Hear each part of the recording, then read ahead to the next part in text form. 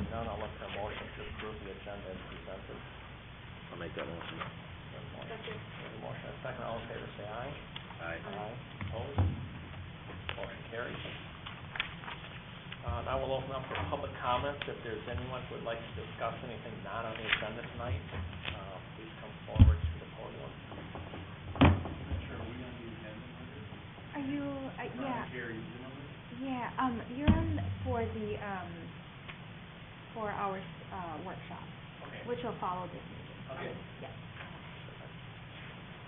All right, seeing no one at the podium for public comments, we'll close public comments. And is there anything on the consent agenda that we need to poll for further discussion? Hearing none, I'll look for a motion to approve the consent agenda as presented. I'll make that motion. Motion, we have a second. Second. We have a motion, second, all in favor, say aye. Aye. Aye. Opposed? Motion carries. That will take us to 6A1. Okay, picnic shelter. Okay, so in your packet on page 77 is kind of a schedule on a preliminary schedule put together by the architect who did the picnic shelter for Old Schoolhouse Park. This was previously approved, the site plan approved with the movement of the Public Works building on October 9th of last year. And so kind of the next step is to kind of put this out for bid, advertise for bids, put it out for bid to see what the cost will come in at. And then at that time the council can then decide when the costs come in if that's something they want to proceed with. The one thing that the architect is looking for, he's looking for approval of this schedule, preliminary schedule, just as kind of like a guidance. This is what would kind of follow, or this is how it would kind of follow once we put it out for bid. The one thing that we need to discuss, though, is the Public Works building. That's kind of, if we're going to be moving forward with it, we do have to make kind of a somewhat decision on what's going to happen with that building. Are we going to move it? Can it be taken down in the period time after the bids are opened and reviewed? And I guess we're just kind of looking like for a little bit more. Staff is looking for some guidance on what we're going to do with that building. Essentially tonight it would be kind of approval, moving forward with the bids, going through the bid process, starting that, and then kind of a discussion on kind of the Public Works building. And I don't know if Kyle has any, and Kyle, we did print out kind of some of the documents, kind of the cost of what we thought it would come in around. But Kyle, did you have anything else you wanted to add? No. Okay. So the bidding process, where does that, because there's minimal cost, I assume, to go out for bids, correct? Right. And it would essentially kind of go in the local paper or end on like approved bid sites that kind of reach, I think there's like contractor sites that we kind of can put a bid document out on. So. The usual suspects where. Yeah. Yep.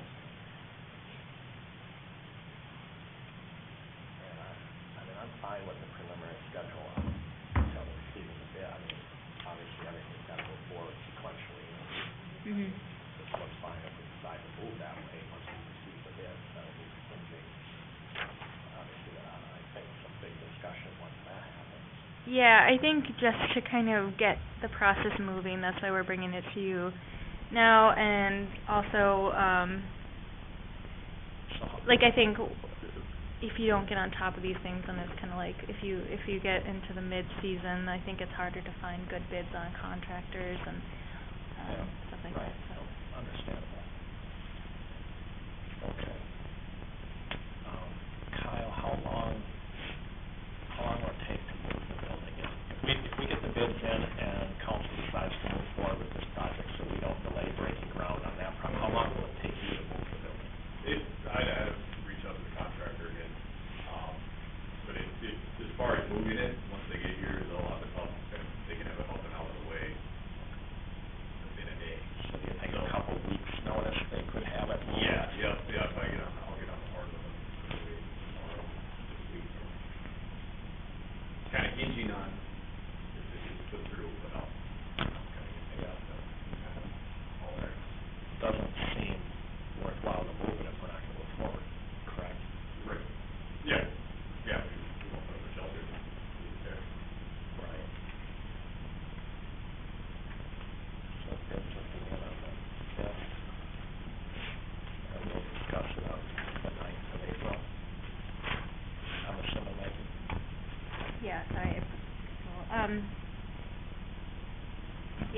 Yep, so it would be at our April meeting that we would then kind of review those bids as a council.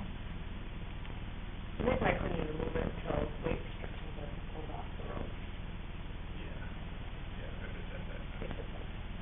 Along with the new construction on the new building, so, and it looks like May 2nd will be there, so it looks like there's enough time to be changing there. Okay. I'll reach out to a couple of their crews here, to see if demo is open solutions with them. Any other comments? So, are you looking for a motion to accept this Yeah. proposed, Yeah. Mhm. proposed schedule? Yep. All right, I'll look for a motion to approve the preliminary, schedule for the park shelter. And send it out for bid. And send it out for bids. Well, that's technically what we're approving, just sending it out for bids. I'll make that motion. Second. We have a motion, and a second, any further discussion? All in favor, say aye. Aye. Opposed? Motion carries. 6A2.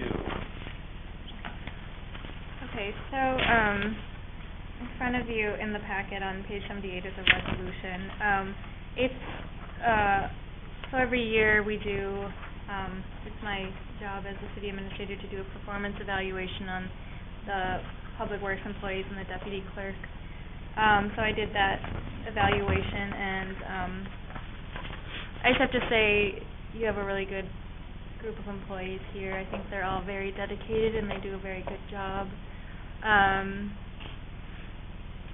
don't know if you have any specific questions, but I think right now we're just me being new, Brent being a little new, Janelle has also been here about a year and a half, and I think all together, I think we're learning how to work together to become more efficient and do what's best for the city. And I think, you know, Kyle's the most senior, and I think he's been doing an amazing job, and I think we have a really good group here, and I think we're going to do good things. So with that, I did bring that to the personnel committee where we did review everybody more in depth, and it was their recommendation to approve a 3% increase for both public works employees and a 3.5 for the deputy clerk. We decided on that because there was just kind of that transition period where Janelle did have to take on a lot more than was expected of her. And so we just kind of wanted to do some sort of kind of reward for that. So that as opposed to like just a bonus? I guess we didn't really talk about a bonus. Discuss that, I don't know if we can, we didn't discuss that part of that, doing that with others was inappropriate. So we did meet, Maggie went through, their performance appraisals, they were all, really good performance appraisals. And then Maggie recommended to the personnel committee these, as we reviewed it, we agreed with it, and then thought that, the clerk, the city clerk was appropriate for that extra 0.5% because she really went above and beyond in 2017, for what was going on, so we want to at least acknowledge that. Certainly, 0.5% isn't a huge amount, but, we certainly want to acknowledge that she got dumped on with a lot of stuff, with the previous administrator gone and with the interim, administrator taking on a lot of extra responsibilities, so, we did not discuss, bonus aspect. I don't even know if we can do that. I've never seen like a bonus in the approved, but So that's why it didn't come up. We could certainly relook at that if that's what you would prefer. I just think that's the more correct way to do it. But it doesn't matter. Whatever you decided is what you decided. So when you did the performance reviews, were there areas in each person's review where they can improve, suggestions, ways to Yeah, so what we did is, there was essentially two documents. I filled out one, they filled out one, and they kind of did a self-evaluation on themselves, and then I did an evaluation based on the time I had been here on them as well. And I think as part of that is kind of goals for the future, things that can be worked on, especially goals, kind of where they saw that they could improve and things that they think will help them in the future, especially training, things, like I said, areas they can improve, and so we did go in depth. We talked a lot about development, Yep. personal development. And kind of like, Really like, taking employees where they need to be. more of a transition, because Greg Kluver, when Kyle gets his wastewater license, Greg will step aside, and so it's just kind of like, when that happens, then there'll be kind of like a shifting of duties. Like, he'll be taking more of that on. We got to make sure Brent is prepared to take on more as well. So that was kind of a discussion that we had in that process. So. Yeah, development was a big part of it. All right, I'll look for a motion to approve resolution 2-12-18-4, adopting the 2018 wage increase for city employees. I'll make that motion. There's a motion, do we have a second? Sorry, Councilmember Bowman. Any further discussion? All in favor, say aye. Aye. Opposed? Motion carries. Thank you, both, for a great year in 2017. I know it was very up and down, a lot going on. So thank you both, and obviously Brent also, and I'll certainly reach out to him. So thank you very much. All right, 6A3, please. Okay, so in front of you is just probably could have gone on the consent agenda, but it's the State of Minnesota Joint Powers Agreement on behalf of the City Attorney and Police Department. There's a resolution in front of you, and then there's also a court data services subscriber amendment to CJDN subscriber agreement on page 79. We will not, after talking to the city attorney, we will not be doing that one. We will just be doing the joint powers agreement. This is something that we've entered in the past. It's usually a 5-year agreement. And what it does is it allows our representatives from Carver County Sheriff's Department and Carver County Attorney's Office to access the Minnesota Criminal Justice Data Communications Network on our behalf. So whenever anything comes up that we need, like that data, we're essentially saying that those organizations that represent us can have access to that database. And so that's what that joint powers agreement is. It's just extending it another 5 years. And so that resolution 2.21218-5 is essentially assigning Carver County and the Sheriff's Department and the Attorney's Office the ability to do that.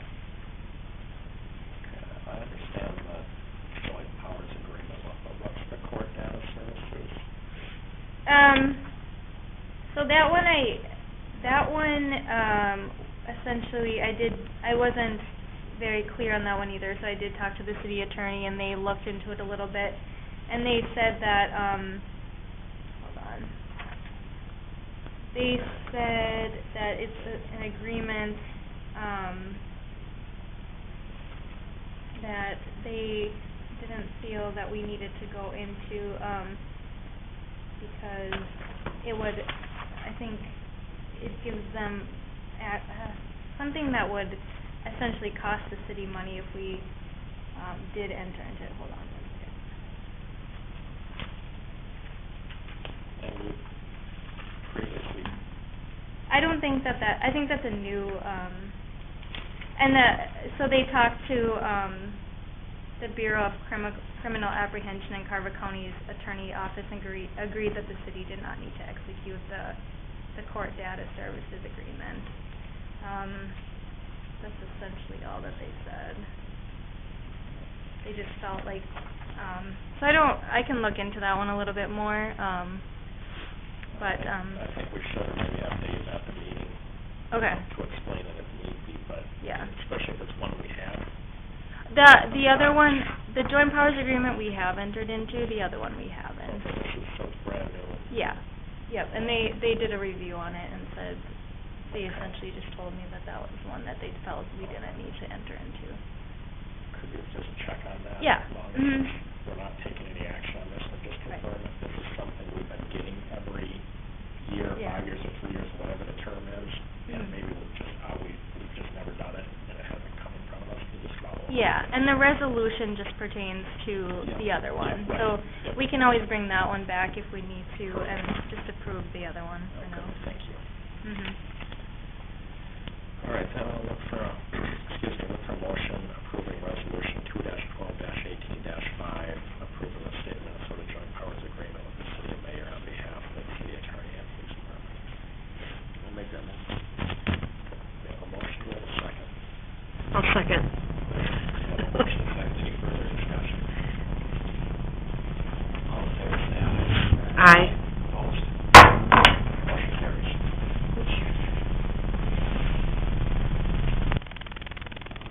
B1. Alright, let me see this one. I'm gonna try and get that a little bit.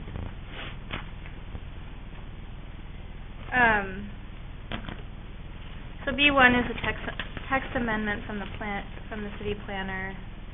This came from the planning commission. Essentially, the planning commission, has been looking into a text amendment, in the C1 commercial industrial district and the C1 general commerce district, the CI commercial industrial.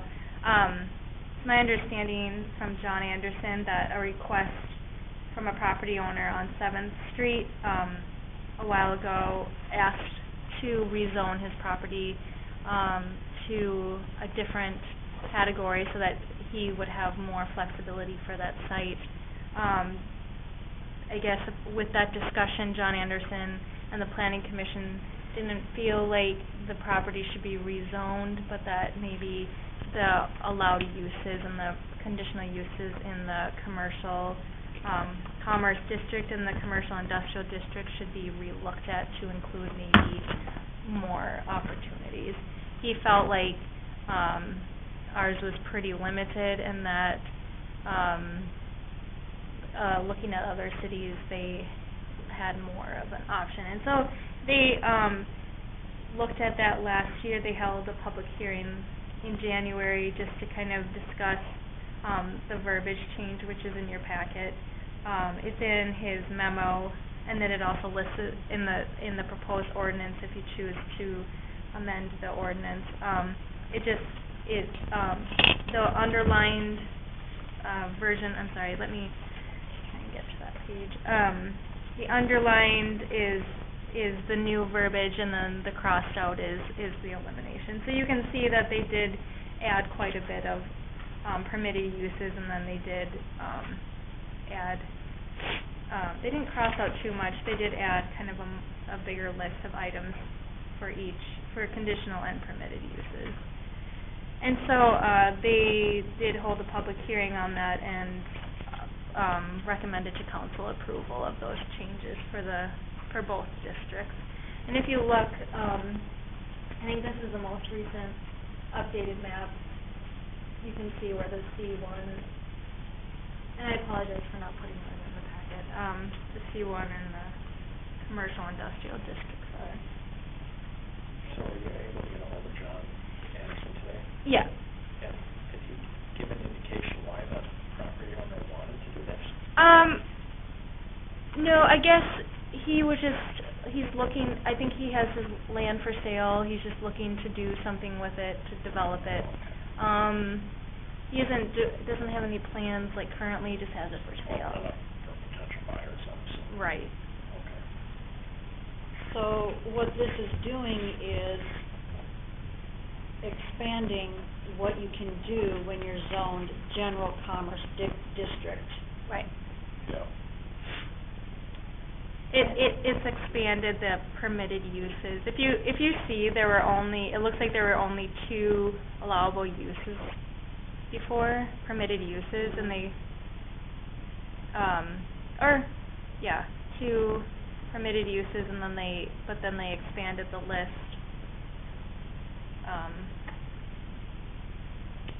for more, like banking, medical, laundromat, barber, churches, And then, there's one thing that keeps sticking out here to me, and I know we have ordinances in place for this, and I do not know what chapter 114 is, but why do we have permitted accessory uses? Why is sexually oriented uses accessory as regulated by chapter 114? Why is that even permitted? I read that as they have to get a permit to do that, or is it? It has to Conditional be, uses and permitted uses, it's everywhere in this thing. it has to be accessory to the permitted use, so it has to be kind of like secondary to a permitted use, is my understanding.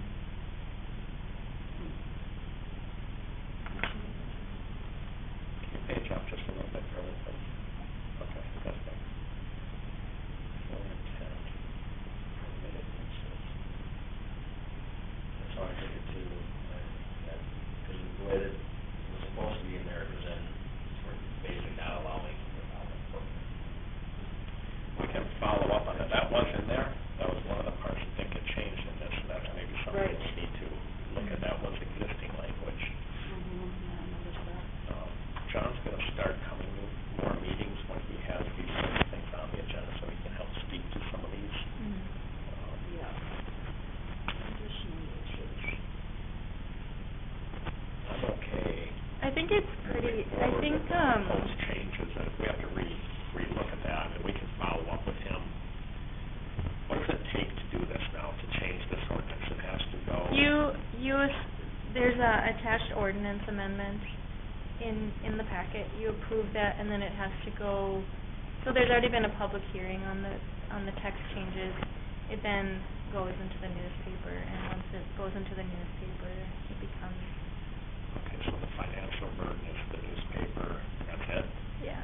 Nothing else to codify them or to do anything else?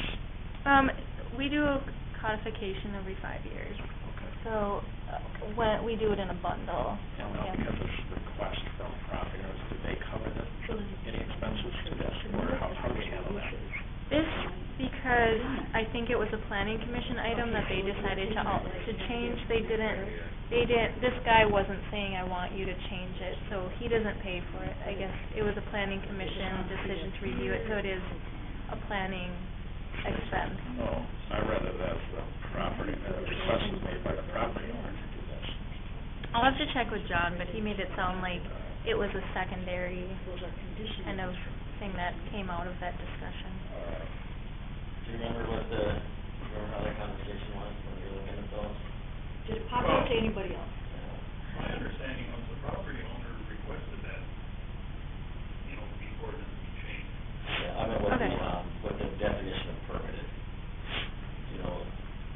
I was under the impression that means somebody would have to get a permit if they wanted to do those Right, that activities. sexually oriented thing, that happened a long time ago, and I that think, was a permitted thing, and there were so many regulations that was so many hundreds of feet away from residential, it could be, that sort of thing. and I think cities have to be careful, and I think all cities have it in the ordinance somewhere, because you can't discriminate against those kind of organizations. Right. So you have to have them in your ordinance somewhere. I mean, if there's questions about it, it's just need to check with the planner, and make sure that the verbiage is correct, and just go through it. Yeah, we can always bring it back. Yeah. And I'm fine tabling till we find out, it said it was existing text, and if somebody had to clean up along with this, I'm fine with that. I don't know how we get that information back, because I wouldn't mind approving it, checking into it, and if that's appropriate, then they can move forward. It didn't sound like the property owner was hot and heavy against it. Okay. Yeah, Because I think this whole thing started because that property was purchased way back when, and there was like fuel storage tanks out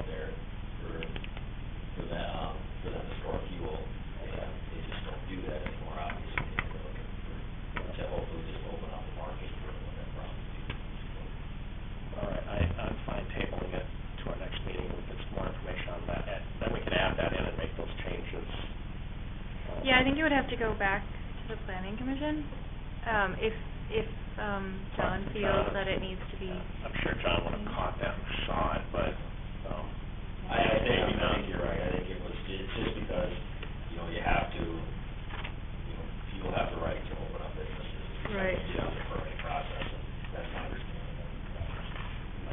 The language is better.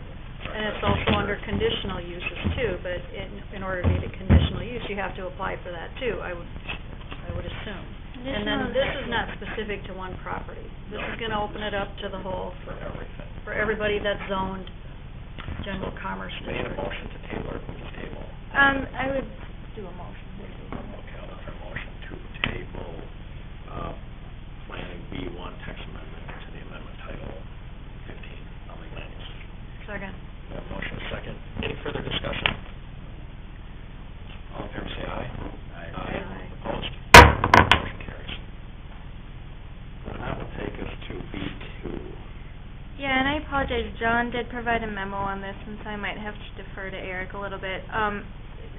John explained to me, that the planning commission is kind of bringing the, discussion on driveway parking area and hard surface improvements. That's the parking of recreational vehicles, kind of on the grass. I know the council had kind of asked the planning commission to review that. They've been reviewing it.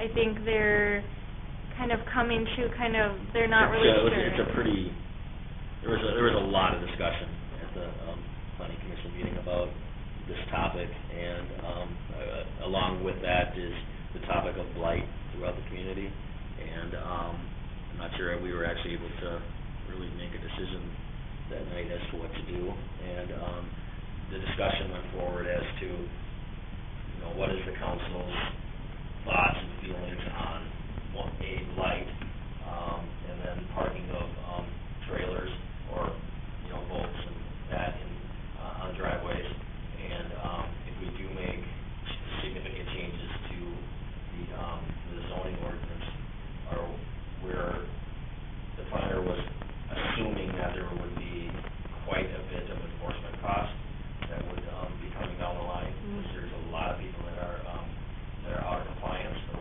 potentially would be out of compliance with those changes made. I think it's a pretty political issue on top of that, and, wanted to kind of bring it forward to maybe a work session to kind of talk about where we are at with that process. Okay, We think we just need some direction, but I think that's fair. I thought there was something that we had in place that said you can't park it on the grass, it had to be on some sort of an impervious. Yeah, what we're finding when we did additional research is that a lot of the newer neighborhoods have covenants that Right. that limit it, but we don't have anything specifically in the code that says you can't do it. And so, I guess the city planner and I sat down and wanted the planning commission to discuss kind of what that would look like if we did change the code. I've been through it in another community, and it is quite the topic. I think, if it does get changed, any ordinance change is all about education, just kind of, but I think Mayor is unique that these covenants are in place that have that extra layer of regulation on some neighborhoods, but it's just kind of like Eric said, it's a tough topic, and I think what John said is they're looking for kind of more guidance on So they're looking for a joint meeting with us, or are they looking for us to have a work session that relay, or it seems to make sense to meet with them yeah, Right. I think that would be appropriate for this discussion? Mhm. Next planning commission meeting. I agree, it's gonna be a very hot topic. I think if we get the message out there ahead of time that this is what we're thinking about. Might actually get some people to come to a meeting. Right, we might be able to get somebody initial, because a lot of good reason to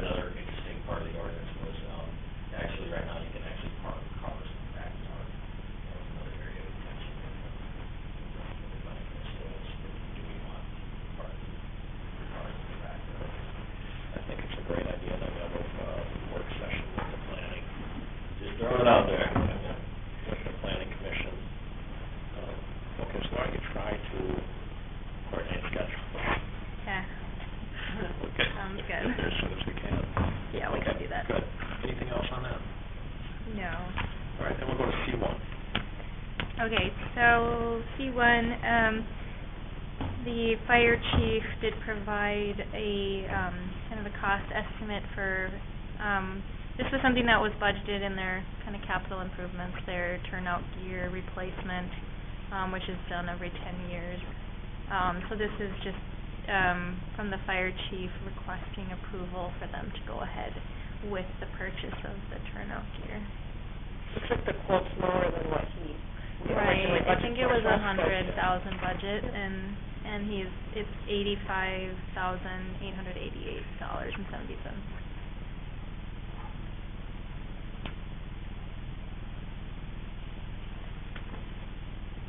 So I'll look for a motion to purchase turnout gear, based on Rod's, spreadsheet here, for $85,888.70.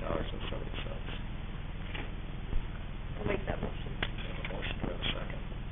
Second. We have a motion, a second, any further discussion? What's a bunker?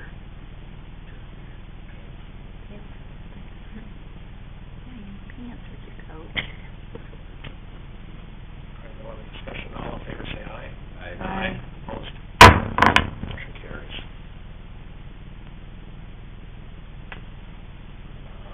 Then we'll move to C2, please.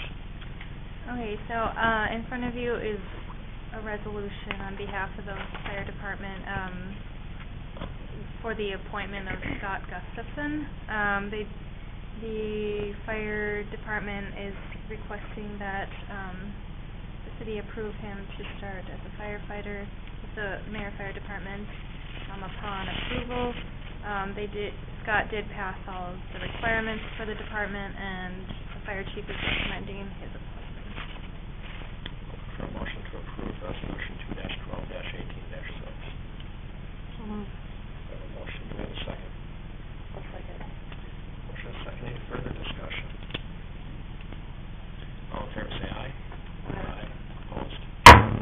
Motion carries. C3. Okay, so in front of you is the fire department policy manual. It still needs a little cleaning up, but we're kind of at least getting started on this. Some of the major changes are the officers, highlighted in blue, just Chief 1, Chief 2, 4 captains, and 1 secretary, and 2 lieutenants. And then to fill vacancies, it did say election process before. We're switching that to selection. We did update some of the duties a little bit. And then also what we added was rescue reserve members. So Rod had done some research with other communities, and he did say that there's some interest in for the fire department to have reserve members, and so he wanted to add in some requirements and duties and responsibilities for those members that are approved to hold those positions. And so that's kind of another change. So in front of you is just the policy to be amended at this time. Again, it needs a little bit more work, but at least we're kind of getting some things updated in it at this time. Rod work on this? Or you and Rod together? Me and Rod did, yeah. You guys did together? Yep. Now, I promise I don't know what changed. The blue. So all that was added? All this was added or changed. All right, and I understand. So like one duty of the chief, one. Yep, so it used to just be chief. I apologize. I should have done a crossing out, and I can get that to you. Most of the blue was just added or was changed, and then like 5 lieutenant duties, all was added? That was added. Oh, An added Because position. lieutenant's a new Okay. position, Yep. so they probably hadn't put in what they're. All right, that makes sense. Are we approving language change now, or are we just gonna wait till this document is I think Rod wanted the new rescue reserve, or wanted it approved to at least get the rescue reserve part amended so he could get that process moving along, and then start working Right, on the open document. captain position. there's so many other things in here that need to be addressed. Yeah, there are. And like so. Number 6, you're talking about impeachment of a department member by 2/3 vote of the members. No, Right, you know, yeah. that is not correct. You're not a member of the mayor fire department, you're an employee of the city of the mayor. So I think that needs to be changed. Yeah, I did notice some things that that also need to be changed in here.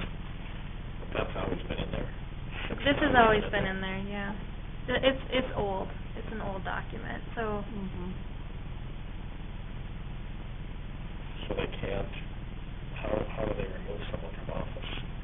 They come to council? Yeah, we're not, I would imagine that would be no different than letting go or council directing another employee. So would it be this 2/3 votes, and then, which then brings it to council? Or could one person say, hey, I don't like this, I want to bring it to council? Is that the intent of it, to try to And maybe, rush through you some of know, that down there? Do you I think maybe I rushed bringing this to you guys. I mean, I did add in what was asked to be added, but then I probably should have cleaned it up a little bit more before. All right, let's hold on this until Rod gets back, you can meet with him again.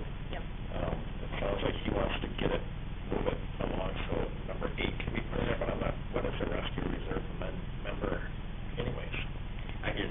You can go. I can talk about that. Okay.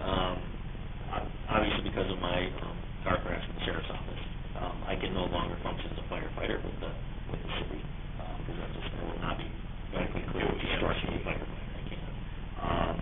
I think that I do have skills that I can still render services to the fire department, and one of those especially is emergency management, and that was discussion with the city was to see if there was some way for me to continue on as a firefighter, or continue on in a role in the fire department, not structure. Perfect, okay, I'm all for that. And then anybody else as well, so, Yeah. no, I think Norwood Young America is where this policy really has come from, because they have a research program. It's for people that, may not necessarily have all the time to be, a full-fledged firefighter, but yet are there enough to attend trainings and, to be that second alarm if we ever need anything. So, Correct, no, I think that's a good addition to the policy, absolutely. And again, for one person or for anyone else that may. So you would go on calls? no, I wouldn't. I would be, like I said, my hopes would be to remain here as a safety officer kind of position, or with an emergency management, working with emergency management. But someone else could go on call. But somebody else, yeah. Someone else. The way the policy Personally is. might not, but the policy for someone, the intent of it is to have someone go on calls. And, right now, there's one member that's, Debbie Hill, isn't she? she's It's medical, like, reserve. there's a lot of people that work out of the city. Yeah.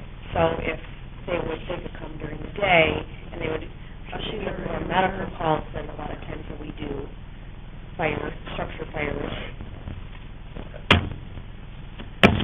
So it sounds like we'll table this. Mhm. So Ron, can look through it, check on some of those other ones, so I'll look for a motion to table this, to table the, mayor fire department policy manual. So moved. We have a motion, do we have a second? Second it. We have a motion and a second, all in favor, or any further discussion? All in favor, say aye. Aye. I'll abstain, taking, under that policy, so. Yep, that's fair enough, and opposed. Motion carries. All right, that'll take us to Public Works, D1.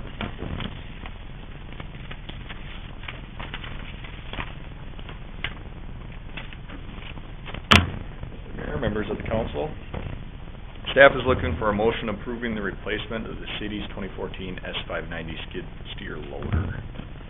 Staff is proposing the purchase of a new 2018 S650 Bobcat skid steer loader.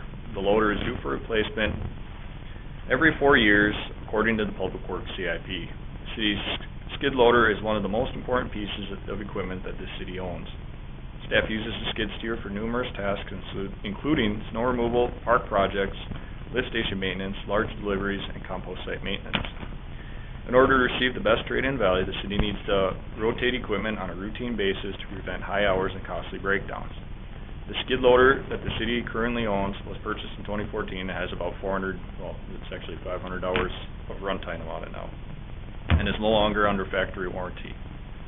Staff is proposing to purchase the new S650 skid steer loader from Lano Equipment of Norwood in the amount of $15,100.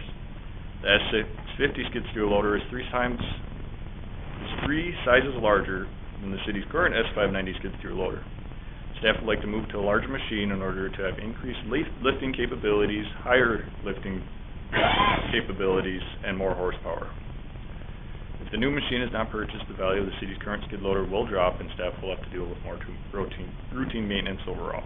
I got a few quotes there, different models, the Bobcat models. I also got a comparable one from Bobcat, or from Kubota from Arnold's there.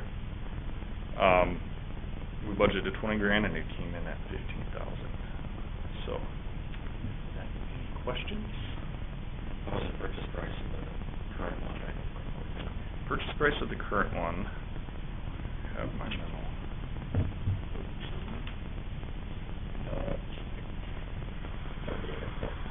We paid, see, back in 2014, our skid loader was actually the same size as the X650, and we downsized to the S590.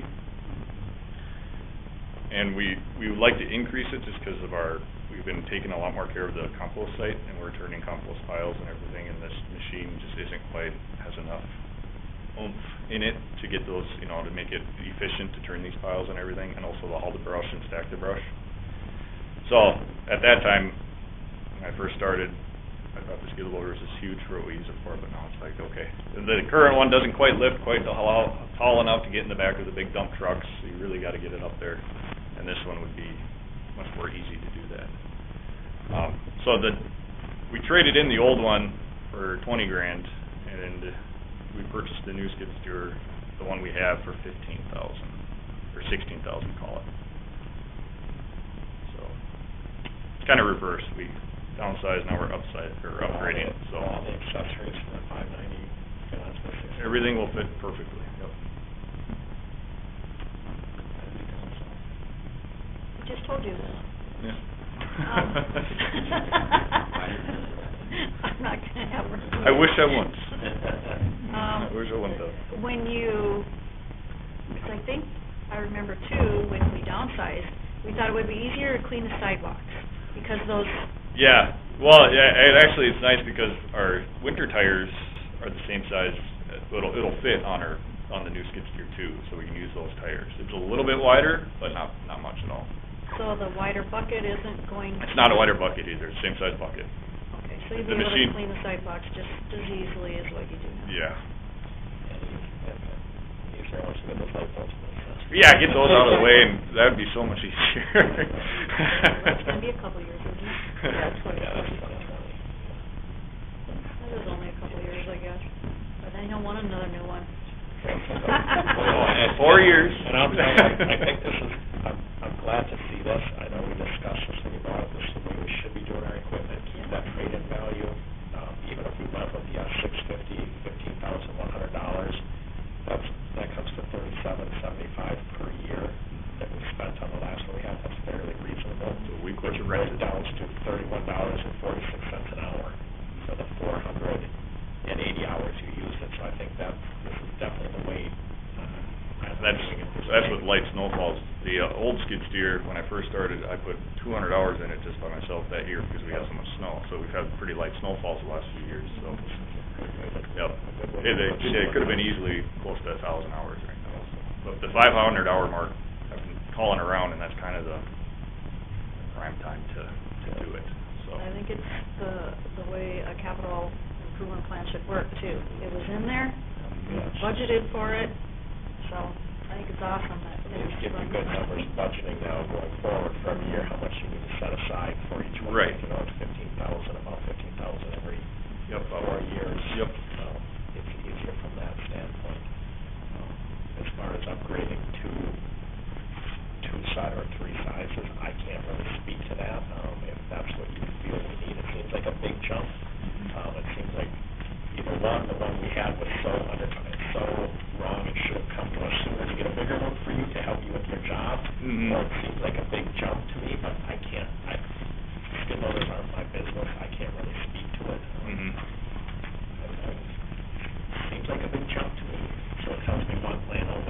Yeah, The well, power that wasn't working for you? it's three sizes, and I say three sizes. There's a model smaller than this, but it has a vertical lift and not a radial lift. So the vertical lift, you get farther away from the Bobcat as you lift up, so dumping in the back of trucks isn't practical. This one has it, so you're even all the way up, and you can dump easy in the back of trucks. And then, the S595 is actually new, so it's just kind of it's the next model up compared to what we got with more horsepower and more hydraulic pressure and higher lifting capabilities. So if I would have known the one we have, I mean, you can dump in the back of big trucks, but I mean, you really got to know what you're doing to make sure you get it right. So this one is just, it'll be a lot more practical for us, and it's the only really heavy lifting thing that we have. So as far as loaders. Yeah, 50% more of the cost. Right. From the 10,000 to 15,000, which is. Okay. So what's the proposal? I mean, what? We're proposing to get the F-650, correct? Correct. Yep. For $15,100, right? Right. $1,500. That's with a new bucket too, so. That's with the new bucket? Yep, new bucket included in that. All right, someone with no further questions, for someone who would like to make a motion. I'll make that motion. To purchase the F-650? Yep. $15,100. We have a motion and a second. Any further discussion? All in favor, say aye. Aye. Opposed? Motion carries. Thank you. Thanks, Kyle. All right, that'll take us to reports. Eric, anything to report on? Nice. No, I'm community ed on Thursday.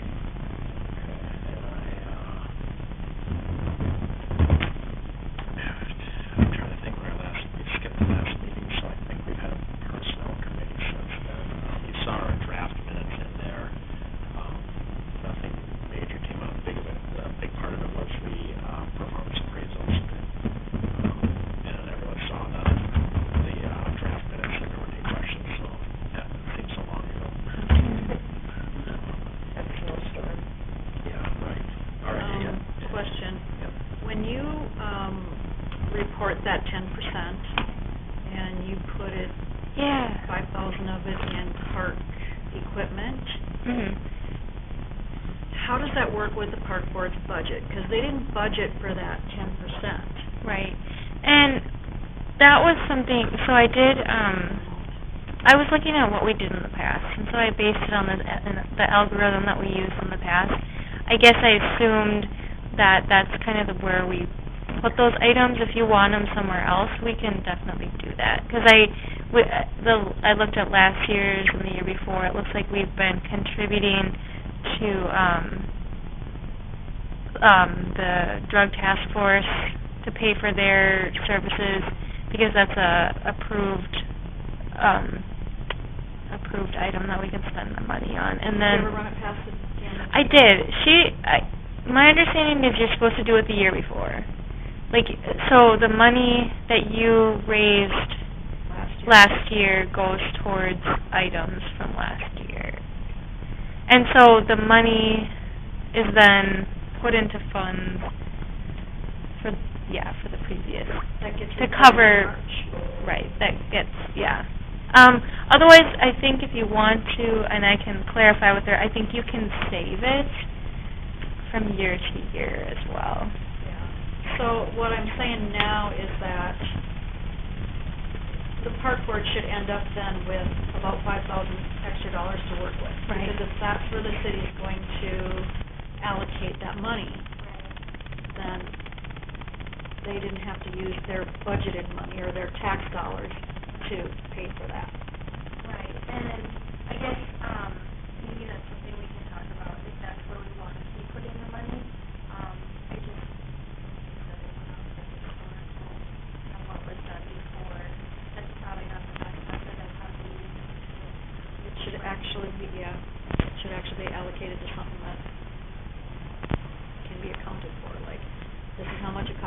the drug task force. This is the equipment that we bought, the park board, but. Yeah, and I can bring that back to him. The 1,050 was what the drug task force cost last year. I believe it's going up this year.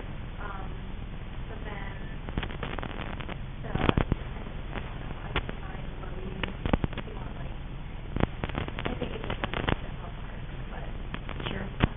If you want more of like this is what we purchased, I think that was, this is what our budget went for. Yeah. I feel like there was just something written down, but then the park budget never saw that actual money. Right. And Right. so we spent tax dollars on it really, and I feel like the money that is being allocated to them to buy that equipment is just kind of in the general budget somewhere, because it never got moved into that budget. Right. Yeah, and I can make sure, to work with that bill to see if we can, when we How that works. receive that check, we can go with that, let's talk about that. Cool. Right, any other business? Let that lead in, from Tice, I do want to acknowledge and thank the baseball, the Mayor Baseball Club for their contribution, to both the fire department and the city engineer. All right, without anything else, I'll look for a motion to adjourn. Move. We have a motion, go to second. A second. We have a motion, a second, all in favor, say aye. Aye. Opposed? We are adjourned.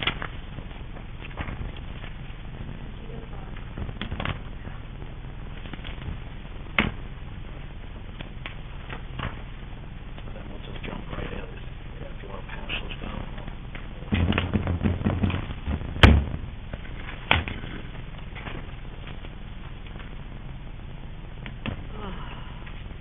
We only have this week. Thank you. And then, you don't have it up on the. What's the whole packet?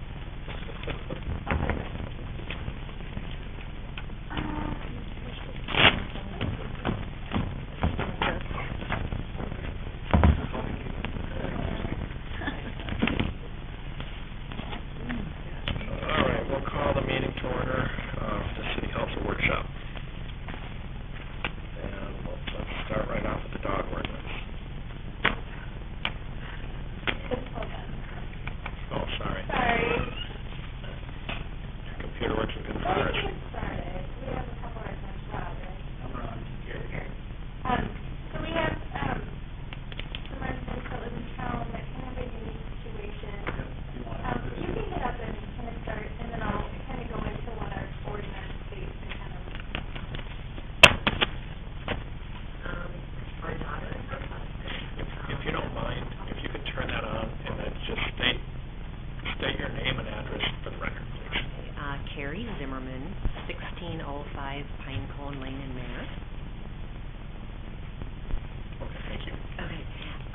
Our daughter and her husband currently live in Washington. They're going to be, they had to sell their home and come to move in with us because of a medical issue with the husband that has prevented him from working or driving since August. So they could no longer afford their house. So they're going to move in with us, and we currently have 2 dogs, and they also have 2 dogs. One of their dogs is a neutered male boxer mix. He's about 7 years old, and Nikita is an English bulldog mix, about 11 years old. All of our dogs they live indoors. They never live outdoors. They don't and we don't ever allow our dogs outside to bark or chase or run outside of our fence. We do have a fenced yard that is secure. We're not sure how long they're going to have to stay with us. It will depend on how long it takes to get the medical condition under control and until they can get enough finances to buy their own place. We're hoping not more than a year. So with that, sorry, my computer locked out. In your packet,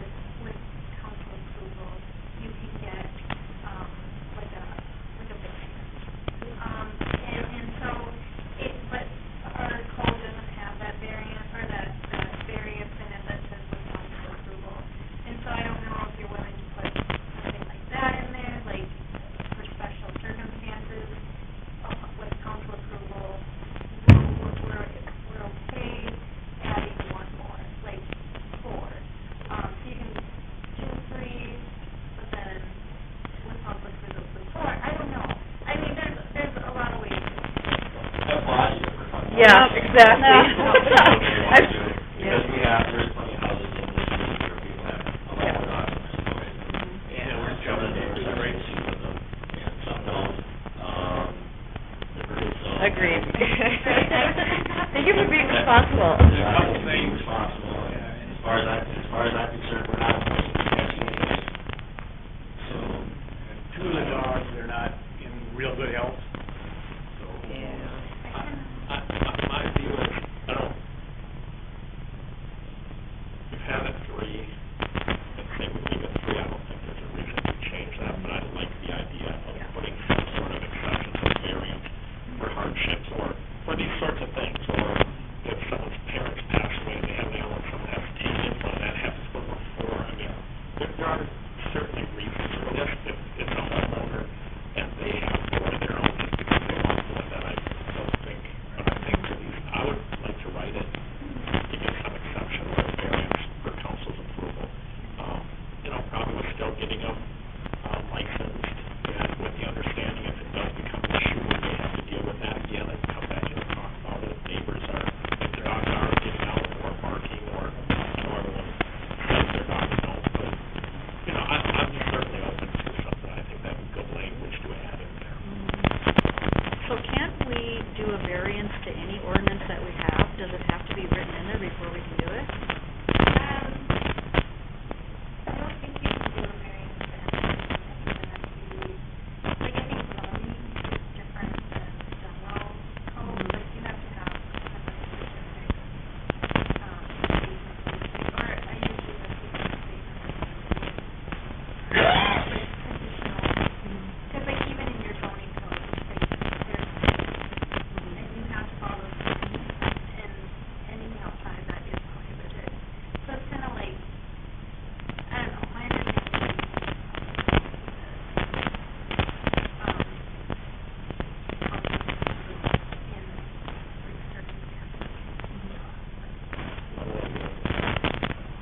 They will be here February 22nd. Everything had to move really rapidly. I think it's probably address that at the next council meeting. Can't take any action, or sessions left, or anything, but we should be able to do something by next meeting to at least, if we're in agreement that this should be a language we're going to use to work through something, I'm assuming. We'll have to try to figure something out, maybe talk with John if there's something we can do. If that's the intent that we're going to go for, and council's in agreement with that, I think we can probably work something out. Now, if we're opposed or we're split on this, we may have a harder time, but I think we should be able to work something out. I would stick solace in knowing that, this ordinance is going to take some time, lasting power. We've been charged with any criminal activity for doing it. However, if it's not changed, I mean, if you have the dog, extra dog, something could happen, until that gets in effect. Sure. and I think because it's not a zoning, it can go straight to the council. Let's start touching those things, if we have to decide how long we want these temporary, is it for 6 months, is it for a year, or if it's every 6 months we want to back in to reassess it and see where we're at in another 6 months, I mean, we'll have to figure out wording what we want to see in this. I think it's appropriate to have some, I know there's always hardships, things come up. Okay. I just can't believe you guys came in. Well, we didn't want to get busted. I mean, we didn't want to say, yeah, bring your dogs, and then something No, happens. I mean, that's what you should do. Yeah. And our daughter's a real stickler for rules, so she's still gonna worry about what we're gonna tell her. I mean, like I said, they're leaving on the 19th and starting to drive out here. In you guys' opinions, if we have 4 dogs, I don't know what your time frame is, like 2 months or whatever, to get something. Well, they're the neighborhood, I'm not gonna call it this. Well, Maggie should be able to reach out to you in the next few days after she talks to our planner and see what we can do, and maybe as early as our next council meeting in 2 weeks from tonight. But if we have to go through other public hearings and things like that, it'll take longer, but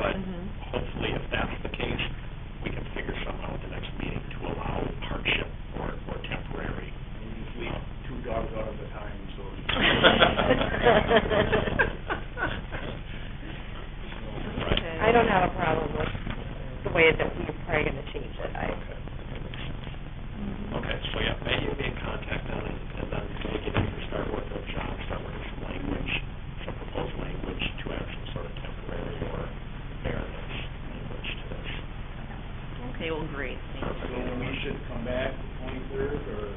I'll let you know. Okay. It's the 26th, I was wrong on the date. Okay, and absolutely, we'd love to have you at every meeting. Yeah. Feel free. Feel free. Can we post this section on the webpage and show everybody, like, people come in and do it the right way? Love it. Thank you. Oh, thank you. Maybe you'll be in touch, thank you. All right, thank you. Good. I really like, I don't feel like we should change it, but I like the variances. The way I read it is 3 animals, like 2 cats and 1 dog. Right.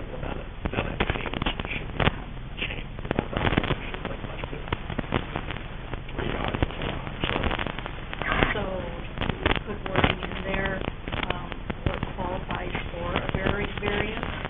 Can we also see what other cities are doing? I'd be curious what other cities have too.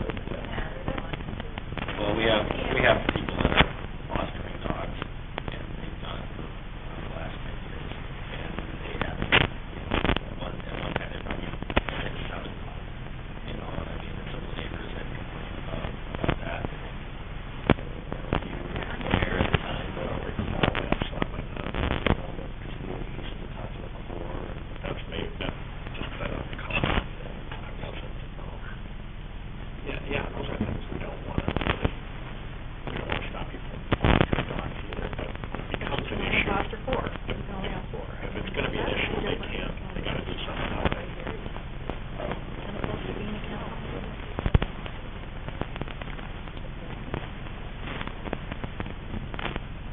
Yeah, no, the previous video where it says like the conditions that for council approval,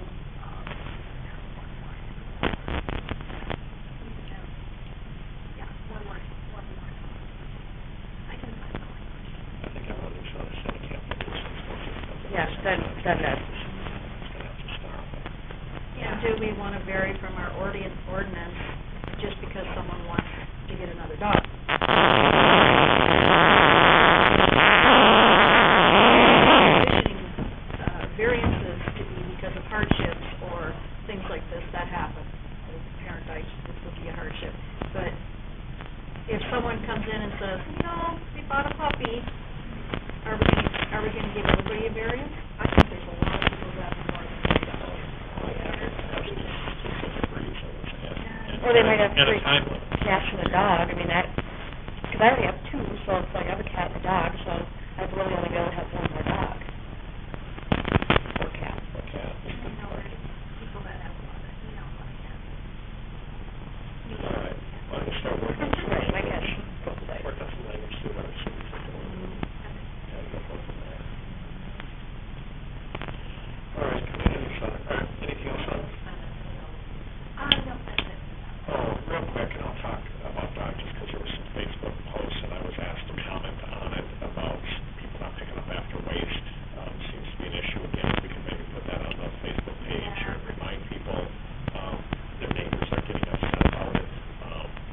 Their neighbors take time to clear the sidewalk for people to walk and be able to move around, and their dogs are leaving waste on them.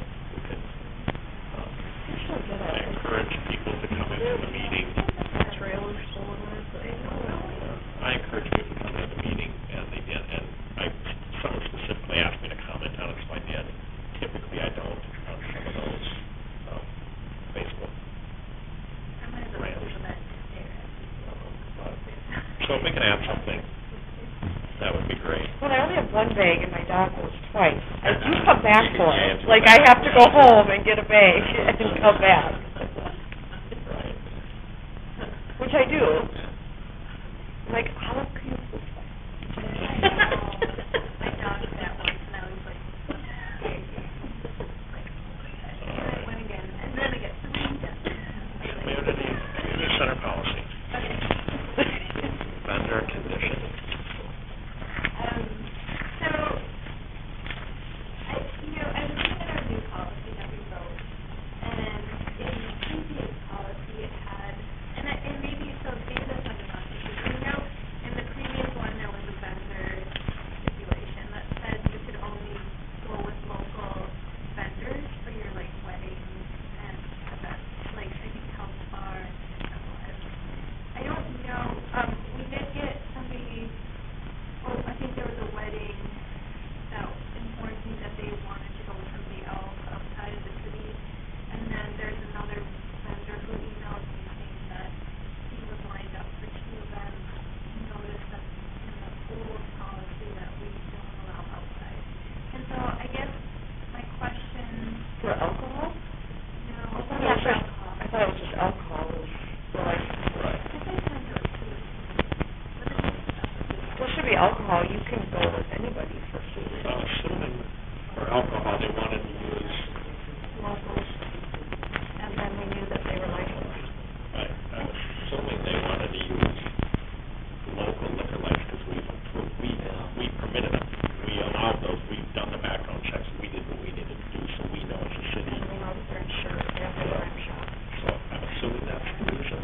Yeah, I mean, like, I think in all of it, there's some flavors that still go with other utilities that we've been here. Was that, I don't remember his last name, but Joe,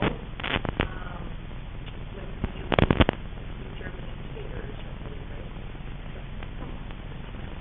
Anyway, he has been here in the past. And served alcohol? Alcohol is food. He's a caterer and then has a liquor license. And I believe submitted all the documentation when it was approved at the council for liquor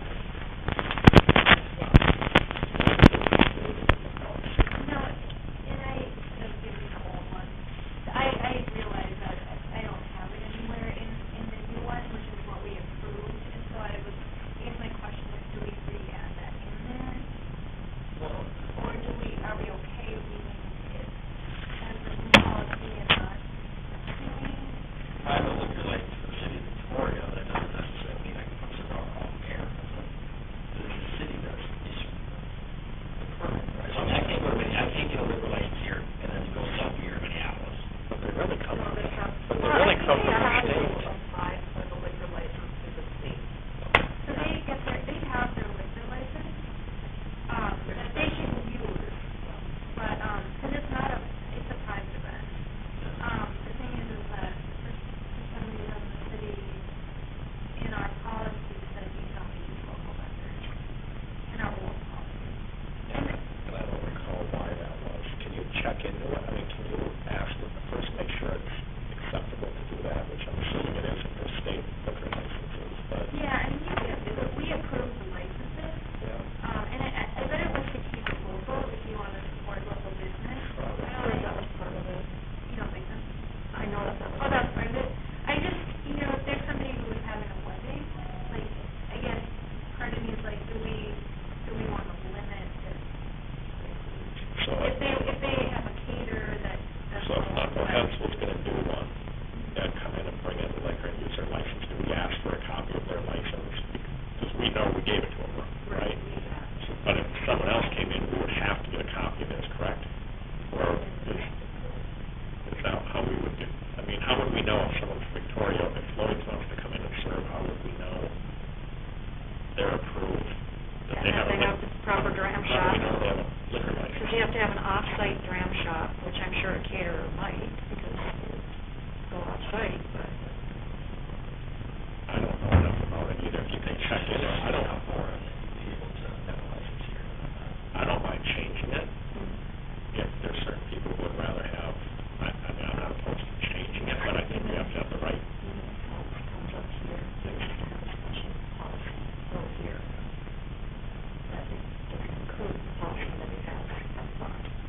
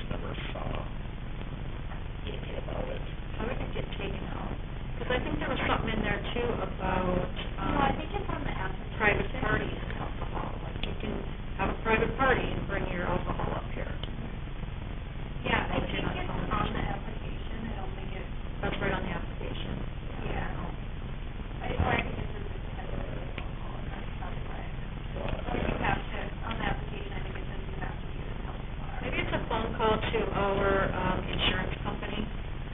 Because to me, it's a liability issue, but, and that's the only thing I can think of.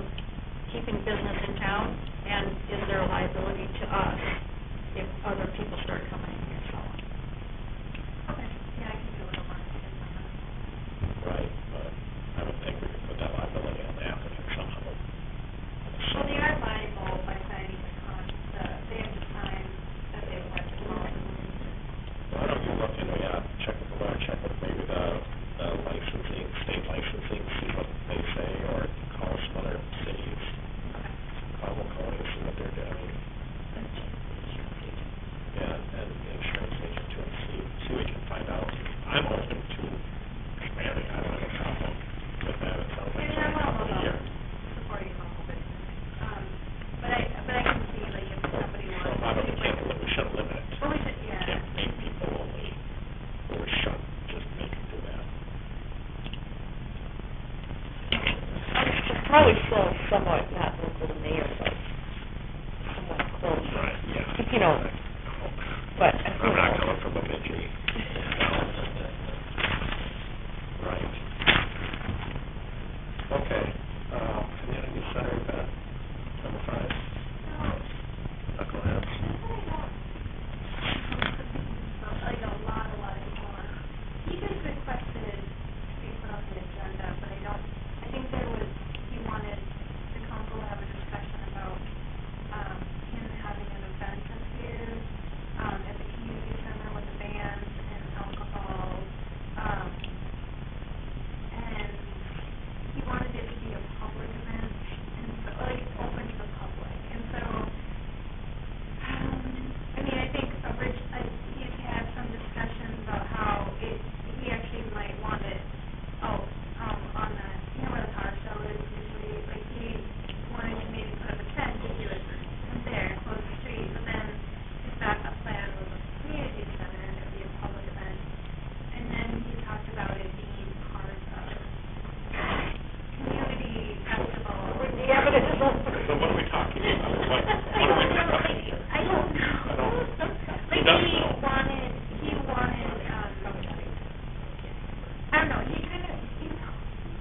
I don't know, he wanted to have a band, and he wanted to have an event where there's music, Did you get back to him since when we talked? Have you touched base with him to see what he wants to do? Or what he's proposing? Yeah, I mean, he wants it to be part of the community days, or the festival, which I think needs to go to the festival, maybe. True. Like, I don't think we can say, yeah, have it on the same day as the festival, because that's not really our place to approve it. But I think if he wants, If he wants to have close a road, that's different. That's a whole different ballgame. If he wants to rent the community center like anyone does, and it happens to be a day of the celebration and it's open and he rents it, so be it. I mean, it doesn't have to come to us. But I think it's already used. thinking that he needs city approval to do that. He doesn't need city approval to rent the community center. If it's open, Turned in, today, Donna dropped off the contract for it, so, wait, to rent. so Well, should it's they already fill out? rented. Yep, she brought it in today. Aren't they doing, isn't it rented that day for the craft show? This is easy. Okay, so the craft show will be out, and then they're gonna rent it that night. Well, if it's available, I don't, What is this, what's it? The one up higher, Diamondback. Oh. So that's why they need a bigger band. My thinking is, why does everybody have this in his own establishment? It's summertime there, too. But he's thinking of a bigger scale. Yeah, he's looking for more. If he has Diamondback, he's gonna need more space. he needs to come in and talk to us. I don't know what we're supposed to discuss. right. I like the idea that going to the Rising Festival Committee to see if there's something they can do in conjunction with each other to make it happen. If they wanna close the street, then, If it's closing That the makes a street, lot. if it's closing the street, for sure. for a street dance. But, I mean, I think out of respect, if he wants to rent that community center, it's open, he can rent it. But I think out of courtesy, he needs to work with, he should at least I wonder if that's his, like, contingency plan if it rains. Yeah. He's probably, knowing Russ, he's probably already talked to people on the Rising Community Festival. It just, I'm not aware of it. We haven't had a meeting for a really long time, so. I don't know if we're discussing here. Right, and the thing that For now. concerns me is if it's like a private thing, when you want it to be public. When it's not public, people have retirement parties and all that. Yeah, but they're probably not charging. Well, that's when I say he's charging. Is he charging? I don't know. You should We're have all asking the you, time. that's your item, is he charging? Charge to get in the door, or if it's cover charge or whatever. Well, can you come to the next work session and just talk about his ideas? Yeah, we gotta figure out what he wants. What's wrong? If he wants to close the road, I don't see it any different than we close the road for the car show. But with road zone, if he has to be done by a certain time at night, we've extended things till midnight previous. I mean, we can do something, we just need to know what he wants to do. Yeah, why don't you reach out to him? See if he can come in, or at least tell us a plan, if he's looking for us to kind of decide for him what he can do. I don't think we can do that. Let's get more information out of him. Well, a lot of cities, like the city of Waverly, on Waverly Days, they have it down at their park, and they have a band that comes in on they have a DJ Friday night, there's a band on Saturday night, they've had Diamondback, and the Lions Club does their beer, because they have a liquor license, they have a trailer, you know, I don't know what they do for the city, like ordinances, but that's a city celebration, and So I think it'd be fantastic. yeah, I think it would be fun. Very common, yeah. I would love to see a street dance for the band. I would love to see part of that. I think outside would be awesome. I do too. And I guess Sure, he's thinking contingency weather, is I rain. think even, I mean, if he's looking for that, he can work with the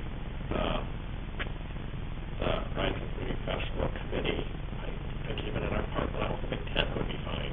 I mean, I'm all for that. All right, let me get more information.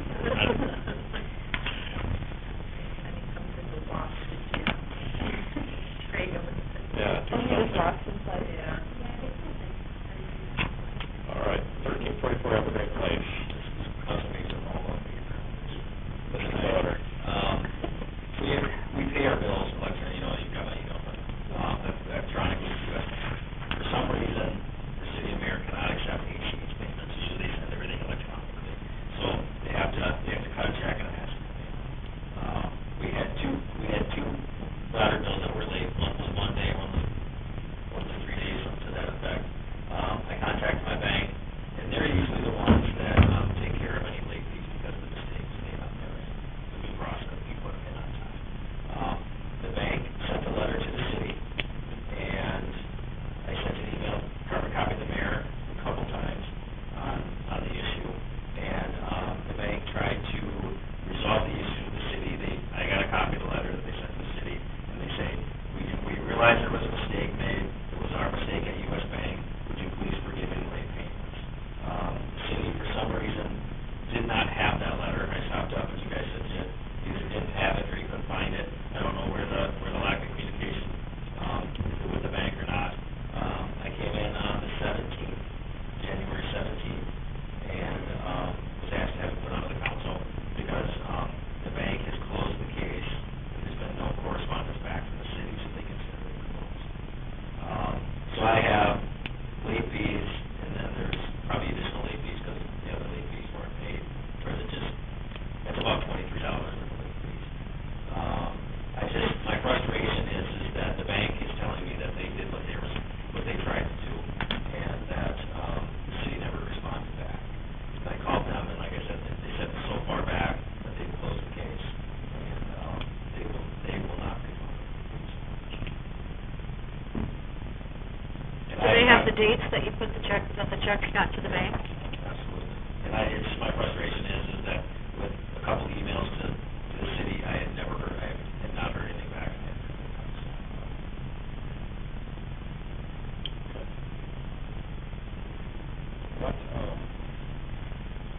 What did the bank, if the bank acknowledged it was their error, why didn't they refund it? Because they assume that their letter to the city asking them to forgive it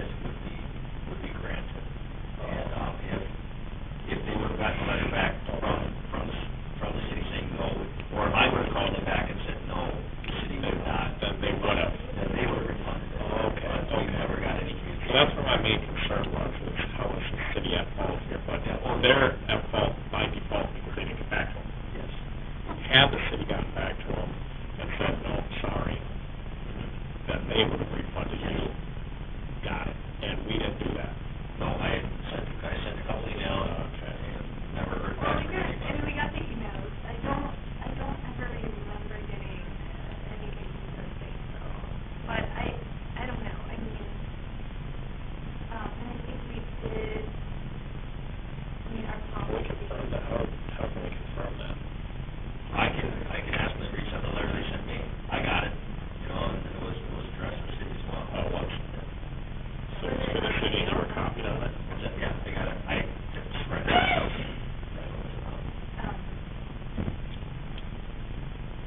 guess, I mean, my understanding of the policy is that we usually waive one late fee for each, for whatever reason, and there's very different types of reasons.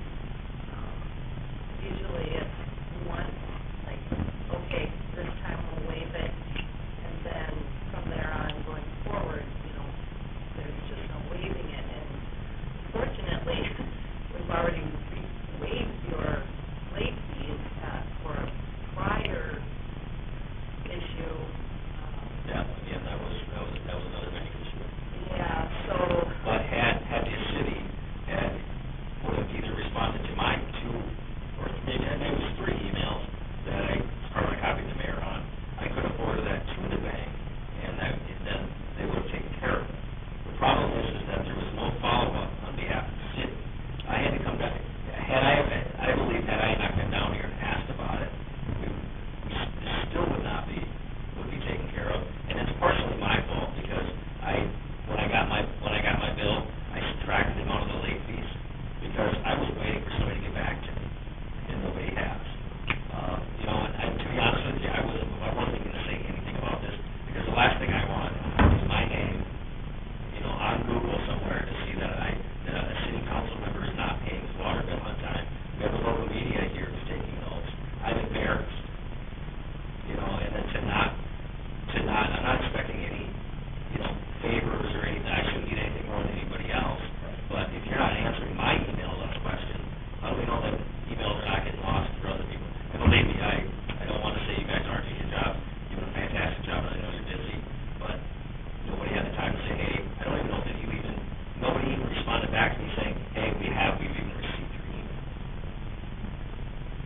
What months were those, sir? November. December.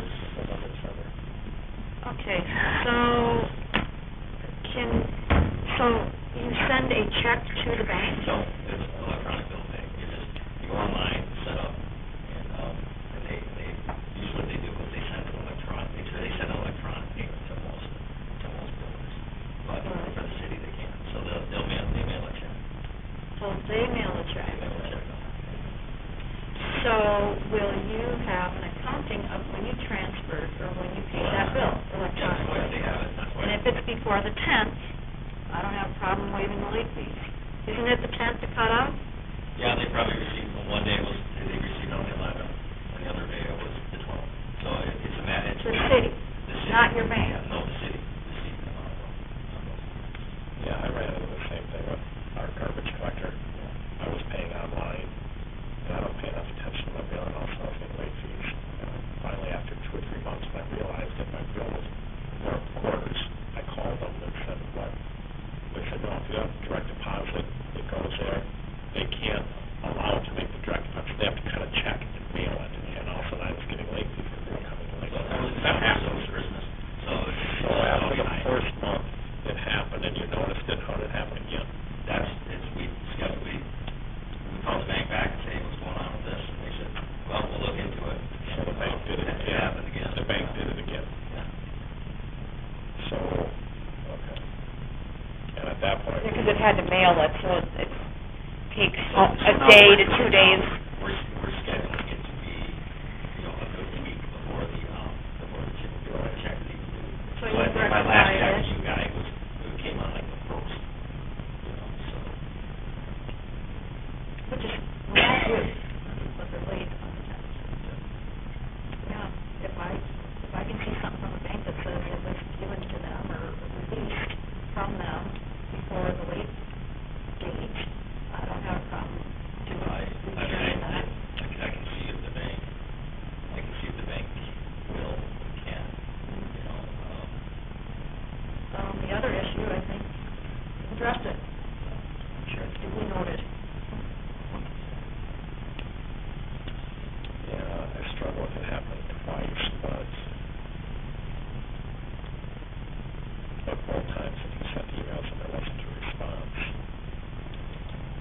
thought was the city has no stake in any of it. I mean,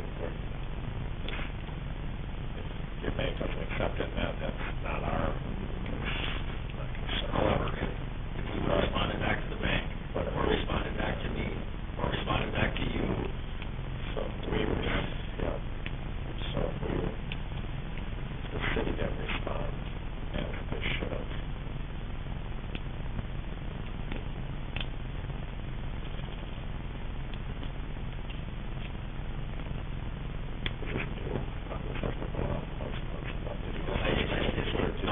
it's the matter of it's just the mail. It wasn't a mail check that the post office was probably too busy. And it Because of the holidays. Because of the holidays. Oh, okay, so nothing's changed. No, nothing's changed. You've been using the same banking business electronic. And then you just changed your date that it's mailed, so you allow for any delayed mail service.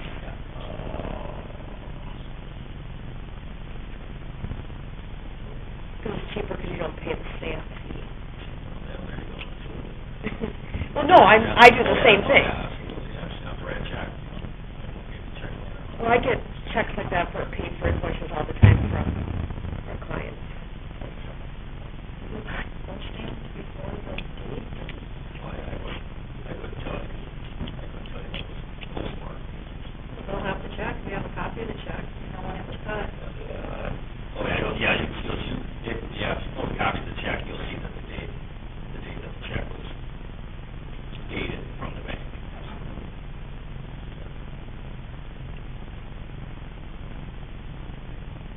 Yeah, if there's any way to tell, I guess we'll transfer over. Can you grab copies of those checks? No, you have to print it from your bank, but I just don't get the date that we. Yeah, I can print copies. Because I stamp them when they come in. And they're received, if I don't get them in the office before, or on the 10th, or even, then they automatically late. Oh, absolutely, So why would the bank take any accountability, because it's a mail? So if the bank got it electronically, cut their check like they've been doing for the last 2 years and put it in the mail, why would they? because they want to continue to keep me as a customer. Okay. Well, and it's kind of a glitch in the system. I don't know if it's in ours or theirs. USPS. Yeah, that's right. No, if it's an electronic transfer, it should come over electronic. No, it's not. They can't do that. It has to come on a paper check. We do have ACH. You want to set that up? I don't like the ability of somebody else to control my mistake. That's why, with bill pay, I'm able to say, pay the city this amount on this date, as opposed to you decide. I don't know. I'm torn a little bit on it. To me, I can really, it's $23. It's not a big deal. It's just the fact that, my bank is would have been willing to refund that money had the city have followed up on my request to say, hey, this is what's going on. Can you tell me what this is? I don't remember what the language of the emails were, but nobody got back. And I know there was a follow-up email. I was copied. I know there was a follow-up email. Sure to close it out early. I mean, it's only, we didn't even have a meeting in January of the year. So the bank may not have even that could have been an error. The bank may not have even contacted, but you did send an email inquiring about it, and you didn't hear back on that, so I get that. I thought I heard earlier that you were taking some responsibility for, you should have paid the full bill and not some of the, not paying the late fee and this and that, so from that aspect, I'd be willing to split it with you. To do a first month on that, I think we have to accept, I think we can accept some accountability for not getting back, but I think if you could accept some, I would be fine splitting it. Whatever. I don't know, what do you think?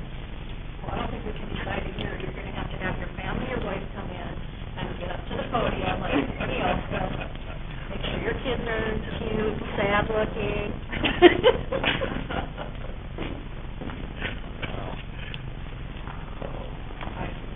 Other thoughts on it? It's certainly, we don't have precedence on this. I mean, it's been this way and the mail service that way, but like I said, my initial thought was now. I think you do, don't. with anyone, if you didn't get back to If anyone. there was a follow-up from the city, Yep. I could have went back to the bank and said, hey, the city's not gonna refund this, what are you gonna do to keep the county as a business? And that didn't happen. Other thoughts? No, I mean, I kinda like where you're at, I mean, it's like 50/50, but it's, You can't, yeah. it's not, Well, now that we can But, hash it yeah, out, I'll sure. make the next meeting, go with that, I mean, on the work session. it's just a tough situation to be in. Any comment, I mean, you don't recall it, do you recall emails from Eric? I do. Okay. Also, I mean, we may not have gotten it from the bank, I get that. The bank may not have. And it's possible that I don't know, honestly, I don't know, I don't. But if we can take accountability from the ones from Eric, I mean, we got emails from Eric, I was copied on, so we know that, and, I don't know, I'd be willing to split it. I'll find checks over. Okay. Does that get you somewhat what you're looking for? That's fine. Okay, then we'll just bring it to council next, or we'll let you decide what you want to, in council or work session, or we discuss it, or how you want to move forward on it. And then just for email response, just making, like, acknowledging the email was received, is that, or is that not even an issue? I haven't heard of any other ones, so I don't want to say there's concerns right now, but, I mean, there were some in this specific instance, but I think they do a fairly good job of getting back to people, a good job of getting back to people, so, It's less than that, I guess, it is like, probably, okay, no, that's, I'm not blaming anyone, I just, you know, and I do the same thing at work where you don't respond and it's like, did you get that email? And it's like, oh yeah, I probably should have just acknowledged. but then to that point, you understand how, I do a lot too. Well, yeah, you look back. Oh, yeah, Gets down, once you get off that first page, it's gone, Yeah, and that's why you send like that friendly reminder. Just don't look back in the top of your inbox. Yeah. You can't look at it. Okay, so, you'll check in with more and then decide how you wanna, yeah. Figure out when they sent it or. Yeah, I think we could try to see that, and see what email address it got sent to. Oh, no, it was US Mail. Oh, they sent it in the mail? Yeah. Oh, I thought email, they sent it. They sent a copy to us. Then, yeah, Yes. okay. Yeah, we may not have been, but that's still, Then we move to appeals and everything's updated on the website. Yeah, because then we change it where it's coming here now. so we still own that PO box, don't we?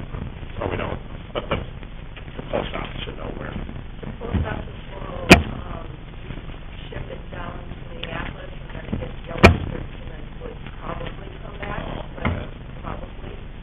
The auto, you never know, because that's a recent change. Oh, it would've gone to the address that the checks go to. Oh, because you put the address for the bill. All right. No, I'll move this out. So I forgot, I should have updated on this, but I attended that communications conference for the League of Minnesota Cities. It was a 2-day conference. It was excellent. I had excellent presenters. And I told Maggie that I would put something together to share the information that I got. I didn't do that yet, but I will. And I'm also not going to be at the next, the 26th.